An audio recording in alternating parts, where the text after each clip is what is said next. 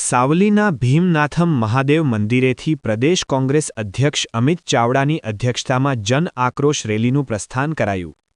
દેશભરમાં અને ગુજરાત રાજ્યમાં કોંગ્રેસ પાર્ટી દ્વારા પરિવર્તનનો શંખનાદ બેનર હેઠળ જન આક્રોશ યાત્રા યોજાઈ રહી છે, ત્યારે વડોદરા જિલ્લાના સાવલીમાં આવેલ પ્રસિદ્ધ ભીમનાથમ મહાદેવ મંદિરે દર્શન કરી જન આક્રોશ રેલીનું પ્રસ્થાન કોંગ્રેસ પાર્ટીના ગુજરાત પ્રદેશ અધ્યક્ષ અમિત ચાવડાની અધ્યક્ષતામાં કરાયું હતું।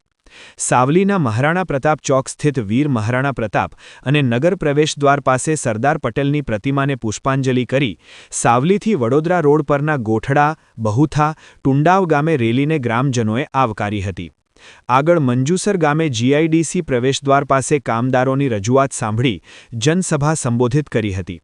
ઔદ્યોગિક એકમોમાં સ્થાનિકોને વધુ રોજગારીની તક આપવા કાયદો છે, પણ તેનું પાલન થતું નથી અને કામદારોનું ઔદ્યોગિક એકમો શોષણ કરતા હોવાનું જણાવી કામદારોની સલામતી અને લાભ મળે તે માટે વિધાનસભામાં અવાજ ઉઠાવવાનું આશ્વાસન આપ્યું હતું।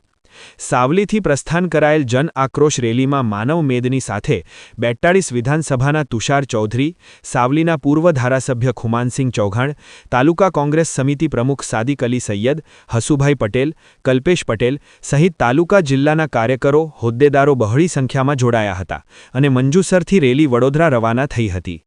આશા ન્યૂઝ ગુજરાતી, રિપોર્ટર સૈયદ મુસ્તાક અલી, સાવલી। आज जन आक्रोश यात्रा बीजा चरण में यात्रा सावली शहर में भीमनाथ महादेव दर्शन करने यात्रा की शत करी है। तमाम गामों में खूब उमळकाभेर लोगों स्वागत कर्યું। आज मंजूसर जीआईडीसी खाते कामदारों साथे संवाद कर्यो छे। अहींया कामदारों खूब तकलीफ में छे। एमणे एमनी पीड़ा, दर्द, तकलीफ जे समस्याओं छे ए अहींया रजू करी कि कामदारों ने 8 कलाक कामनो कायदो छे, पण कंपनीओ द्वारा जबरदस्ती 12 कलाकथी वधारे काम कराववामां आवे छे। पूरता प्रमाणमां एने कोईपण जातनो पगार नहीं मळतो। फिक्स पगार ने कॉन्ट्राक्टथी एनुं शोषण थई रह्युं छे।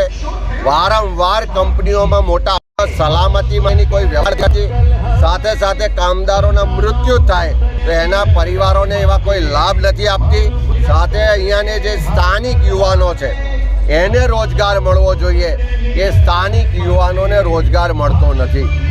કેટલાક ભાજપના નેતાઓ, રાજકારણમાં જે આગળ પડતા લોકો છે એવા લોકો અહીંયા કામદારોનું શોષણ થાય એના ભોગે કંપનીઓ પાસેથી મોટી રકમ દર મહિને ઉઘરાવે છે એવી રજૂઆતો પણ થઈ છે।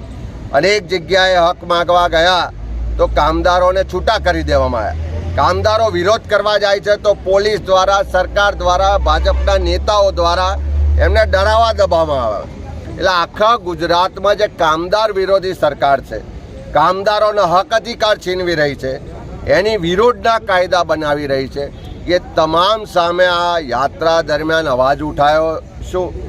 एमना जे प्रश्नों है, एमनी जे फरियादों है आवनारा विधानसभाना सत्रमां पण उठाईशुं અને સડકથી લઈને સંસદ સુધી લડી અને આ ગુજરાતમાં કામદારોને એનો અધિકાર મળે, એનો જે હક છે, એનું જે સન્માન છે, એના જે ભવિષ્યની ચિંતા છે, એમાં કોંગ્રેસ પાર્ટી એનો અવાજ બુલંદ કરશે ને એમને અધિકાર અપાવશે।